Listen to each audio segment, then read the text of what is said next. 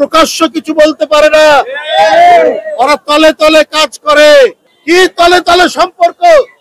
প্রধানমন্ত্রী আপনার কাছে জানতে চায়, অন্যায়ের বিরুদ্ধে প্রতিবাদের তার কণ্ঠের যে আওয়াজ, এই আওয়াজ কখনো ম্লান হয়নি, ক্ষীণ হয়নি। তো শেখ হাসিনা এখনো আতঙ্কিত কেন জানেন? শেখ হাসিনা এখনো আতঙ্কিত এই জন্য, সে তো জানে জনগণ তাকে ভোট দেয়নি, 97% ভোটার ভোট দেয়নি। সে আমি আর দামি, আমরা আর মামুদের নির্বাচন করেছে।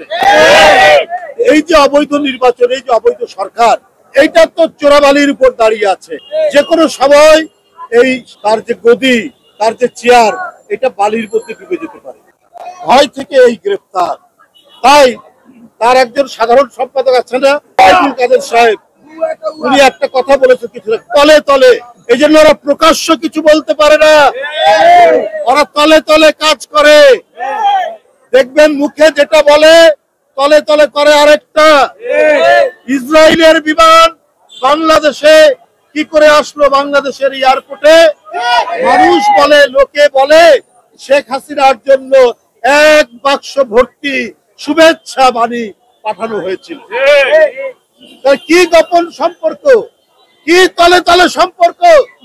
প্রধানমন্ত্রী আপনার কাছে জানতে চায়। আপনি বলেন যে রাজনৈতিক কারণে, রাজনৈতিক মামলায় কেউ জেলে নাই, তারা বিভিন্ন অপরাধী, তারা কারাগারে, বিএনপির নেতা কর্মীদের উদ্দেশ্যে। তাহলে প্রধানমন্ত্রী, আমি একটা কথা বলি, 1-11 সময় আপনি চাঁদা নিয়েছিলেন, এই সাক্ষী দিয়েছে আপনার আপন ফুফাতো ভাই, একজন ব্যবসায়ী আজম যে চৌধুরী। এই তারা যে সাক্ষী দিল, তারা যে বলল, এবং ওবায়দুল কাদের সাহেবও বলেছেন গোয়েন্দাদের কাছে অনেক কথা, সেগুলো গেল কোথায়? আপনার কিছু হলো না কেন? আপনি তাহলে কে? আপনার মামলার কি হলো? যারা স্বৈরাচারী, যারা একনায়ক, তারা জনগণের পক্ষের মানুষকে কারাগারে ভরে রাখে, আর যারা টাকা পাচার করেছে $250 মিলিয়ন, 250 মিলিয়ন পাউন্ড, চট্টগ্রামের এমপি, তারা বাইরে, তারা প্রকাশ্যে। তাই প্রধানমন্ত্রী, আপনি যে কথা বলেন, মানুষ মনে করে যে ওইটা হচ্ছে অপরাধীদের পক্ষে। আপনি যখন কারো সুনাম করেন, সেটা হচ্ছে অপরাধীদের পক্ষে, সেটা হচ্ছে মাফিয়াদের পক্ষে, সেটা সিন্ডিকেট বাসদের পক্ষে।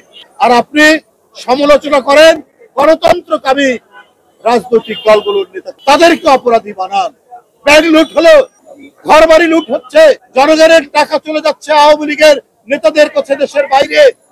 এরা ফেরেস্তা। আর হাবিবুর রশিদ হাবিব, আব্দুল কাদের ভুইয়া জুয়েল, এরা আজকে অপরাধী।